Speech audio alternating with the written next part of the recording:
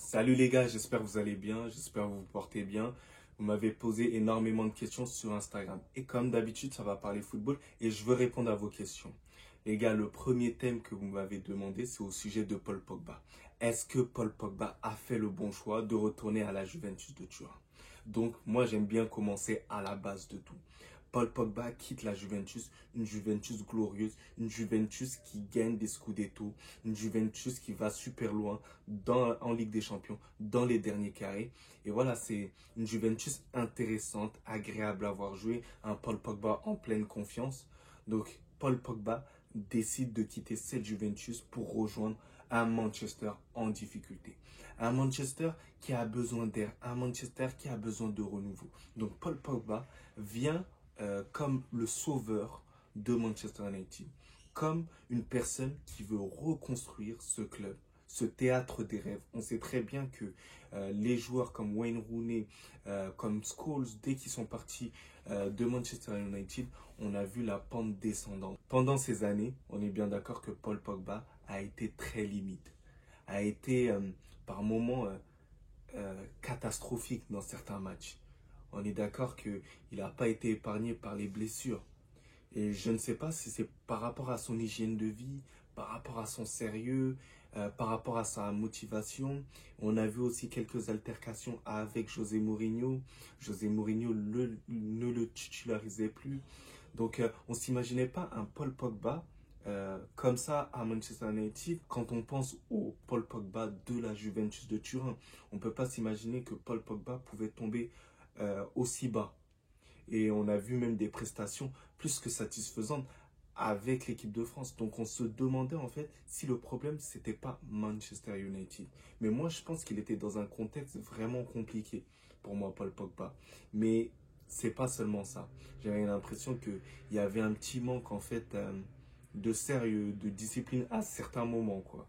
Mais je pense pas que ça aurait eu un impact énorme sur l'effectif de Manchester United, que Paul Pogba se, se transcende et tout. Donc on est bien d'accord que Paul Pogba a reçu un échec cuisant à Manchester United.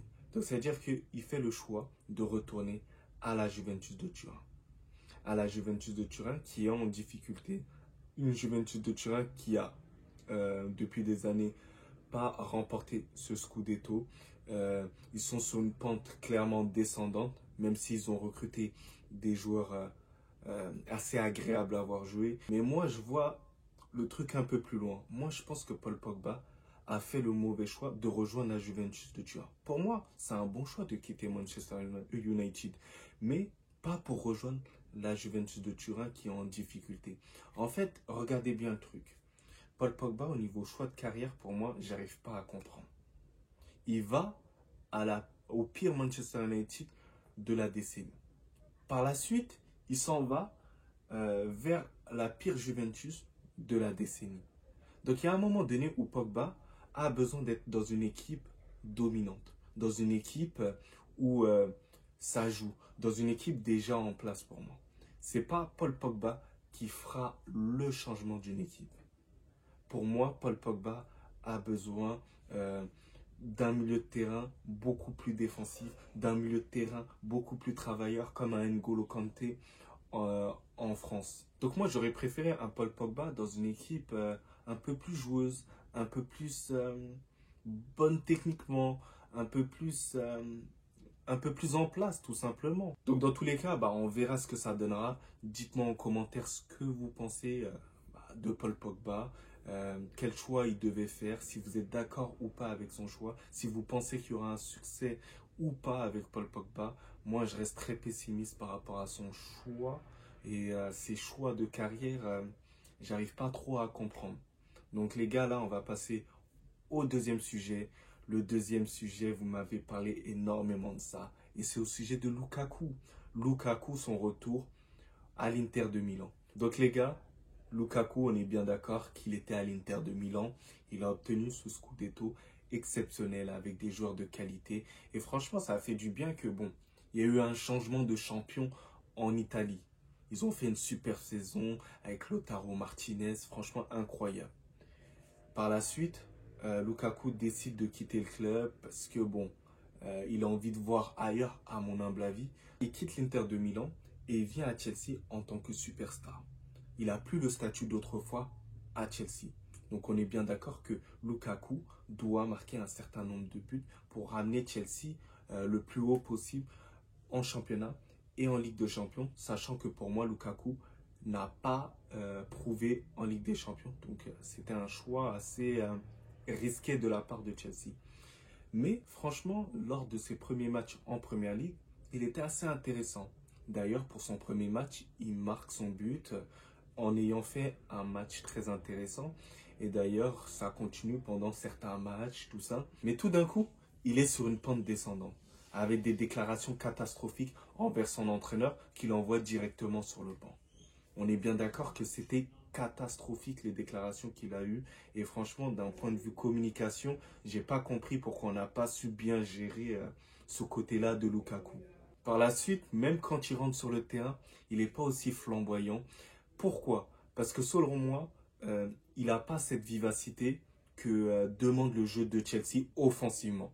On est bien d'accord qu'un Lukaku, dans sa prise de balle, il sera beaucoup plus lent que certains joueurs comme Nelson Mount, comme Pulisic et comme beaucoup de joueurs offensivement, même comme Thilo Werner. En fait, Chelsea, c'est un jeu assez mobile. Or, Lukaku, c'est un joueur pas énormément mobile. Donc, c'est-à-dire que l'attaque de Chelsea a besoin en fait de mobilité pour vraiment surprendre son adversaire. Et c'est ce que Thomas Tuchel recherche et a compris au fil du temps. Donc c'est pour ça que en fait un Lukaku ne rentrait même plus dans le plan de jeu d'un Chelsea. Et en plus le jeu de Chelsea devenait de plus en plus intéressant. Donc c'est pour ça que Lukaku s'est vite senti à l'écart. Par la suite, vous avez bien vu que Lukaku a décidé au final de retourner à l'Inter de Milan. Mais n'étant pas fan des retours dans le club d'origine, franchement ce retour-là, il ferait beaucoup de bien à Lukaku. Personnellement, je trouve que l'Italie, c'est vraiment ce qui lui correspond. Pour moi, il est vu comme une superstar là-bas, à l'Inter de Milan. Il est énormément respecté, mais il aura des choses à prouver là-bas, parce que je sais très bien que les supporters de Milan sont très très rancuniers, parce qu'il a quitté l'Inter de Milan tout d'un coup comme ça, et voilà, ça n'a pas forcément plu, mais c'est quelque chose que je peux comprendre, mais je pense que Lukaku va très vite reconquérir en fait la partie du public. Mais ce qui me plaît encore plus, et là je vais faire une petite parenthèse sur le championnat italien, c'est vraiment cette concurrence qu'il y aura entre plusieurs équipes. Des superstars qui se dirigent plus vers l'Italie. Donc ça pourrait ramener un peu plus de compétitivité sur l'Italie. Parce qu'on sait qu'autrefois, l'Italie était un grand championnat, était probablement le plus grand championnat au monde. Donc c'est intéressant de revoir en fait ce championnat revivre. Donc voilà. Donc pour moi, Lukaku a fait le bon choix de retourner tout simplement à l'Inter de Milan. Et ça, il n'y a aucun doute. C'était le club fait pour lui. Il ne devait pas le quitter. Il devait rester là-bas. Il devait jouer la Ligue des Champions avec l'Inter de Milan. Et voilà. Il a une préférence pour Chelsea. C'est son club de cœur, je pense, Chelsea. Mais l'Inter de Milan, c'est le club de sa carrière. Donc les gars, vous m'avez demandé de parler d'un autre sujet, au sujet de Lewandowski. Lewandowski a signé au FC Barcelone. C'est un transfert exceptionnel, c'est un transfert sensationnel. Pourquoi? Parce que Lewandowski n'a jamais quitté l'Allemagne. Lewandowski est l'un des meilleurs attaquants de la décennie.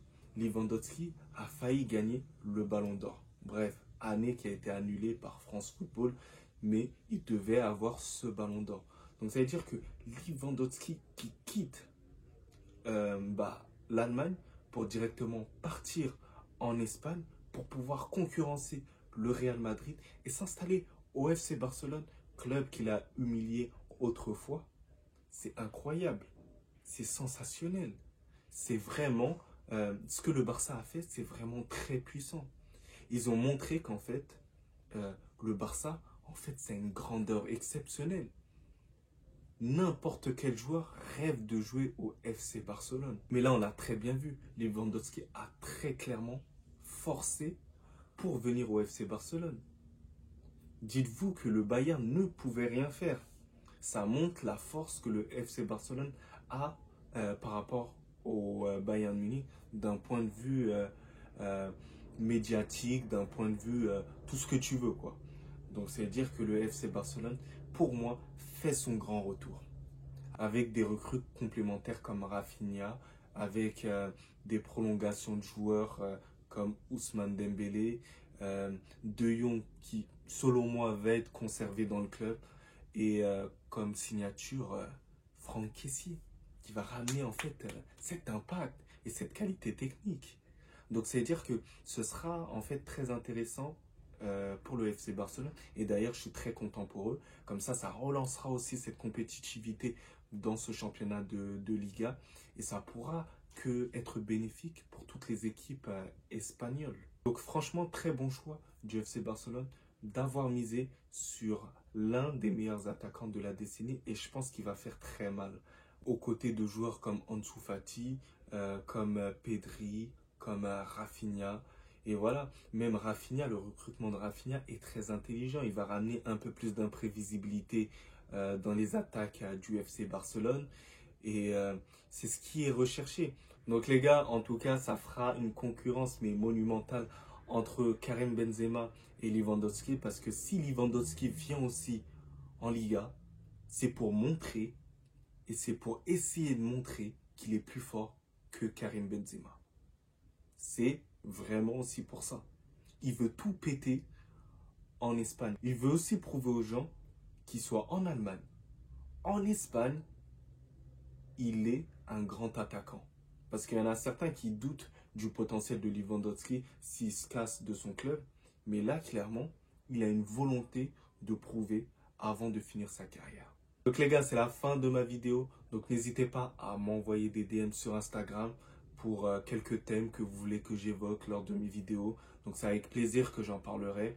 Donc n'hésitez pas à envoyer des DM abd-913 sur Instagram. Et directement, je ferai une vidéo sur YouTube sur ce sujet. Donc les gars, on s'attrape. Ça attrape.